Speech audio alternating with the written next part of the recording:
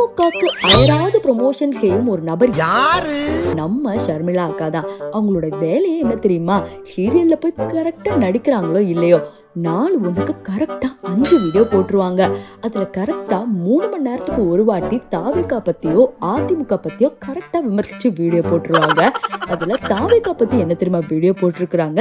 இந்த மாதிரி ஷில்பா குமார் பதில் சொல்லாம தயங்குறாருன்னு சொல்றாங்க. முதல்ல இந்த ஷில்பா குமார் யாரு அப்படின்னு கேட்டீங்கன்னா, ஆதவ் அர்ஜுனாவை தான் இவங்க ஷில்பா குமார்னு சொல்றாங்க. அந்த வீடியோவை போய் பார்த்துட்டு வாங்க. ஒரு சிம்பிள் கொஸ்டின், அதிமுக ஊழல் கட்சியா இல்லையான்னு அதுக்கு இந்த ஷில்பா குமார் எப்படி எல்லாம் ஸ்டெப் போடுறான் பாருங்களேன்.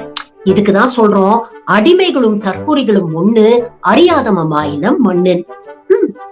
அதிமுக ஊழல் கட்சியா இல்லையா? அதாவது மீடியாவும் சரி, இப்போ இருக்கக்கூடிய திமுக சுற்றி இருக்கக்கூடிய விஷயங்கள் என்ன நெரேட்டிவ் செட் பண்ணுதுன்னா, தாவேகா டிவிகே ஏன் அதிமுக எதிர்க்க மாட்டேங்குது, ஏன் பிஜேபி எதிர்க்க மாட்டேங்குது அப்படிங்கிறதுல உங்களுடைய கொஸ்டின்ல இருந்து இருக்கக்கூடிய ஒரு விடயம் இல்ல. அதிமுக ஊழல் கட்சியா இல்லையா? அதுதான் சொல்றேன். ஊழல் இந்த வீடியோ பார்த்த பல பேர் என்ன சொன்னாங்கன்னா, நீதான தாவேகா கட்சியில இருக்கிறவங்க பல பேர் என்ன அசிங்கமா பேசுறாங்க, அப்படி பேசுறாங்க, இப்படி பேசுறாங்கன்னு சொன்னேன். இன்னைக்கு நீ ஆதவ் அர்ஜுனாவை எதுக்கு ஷில்பா குமார்னு பேசுற? ஆதவ் அர்ஜுனா என்னதான் பதில் சொல்ல தயங்கினாலும் நீ அவங்களோட வார்த்தைகளுக்கு தானே விமர்சிச்சுக்கணும். எப்படி நீ ஷில்பா குமார் சொல்வ அப்படிங்கிற மாதிரி ஒரு பக்கம் பேசுறாங்க. இப்போ அடுத்து இன்னொரு வீடியோவை போய் பார்த்துட்டு வாங்க. 4 ஆண்டு எடப்பாடி ஆட்சி காலத்துல அவர் செஞ்ச சாதனைகள் அப்படின்னு சொல்றதுக்கு இவங்களுக்கு எதுவும் இல்ல. சரி, அவருக்கு முன்னோடியா இருந்த அம்மையார் ஜெயலலிதா செய்த சாதனைகள் அப்படின்னு சொல்றதுக்கும் எதுவும் இல்ல. இந்த வீடியோல கவனிச்சிங்களா?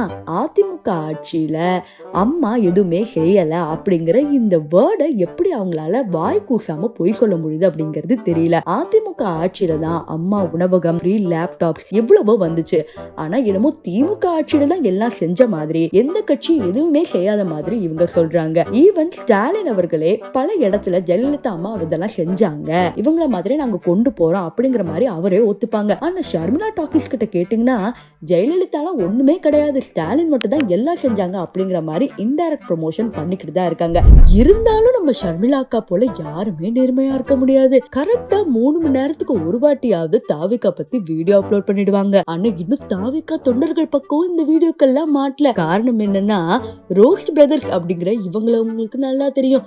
எப்ப பாரு தாவேகா தலைவரை பத்தியே சீண்டி பேசுறவரு அப்பப்ப தியேட்டர்ல போய் பைட்ஸ் கொடுக்கும் போது பெரிய பிரச்சனைங்க நடக்கும்.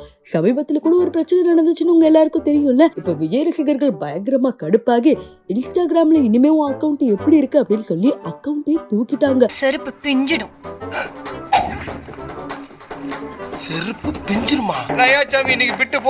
கூடிய சீக்கிரம் யூடியூபும் இருக்காது அப்படிங்கிற மாதிரி சொல்றாங்க. இதுதான் கமலுடன் மோதாதே விஜயுடன் மோதாதேன்னு ஒரு பழமொழி இப்ப இன்ஸ்டாகிராம்ல போயிட்டு இருக்கு. அது உண்மையோ? ஒருவேளை இருக்குமோ?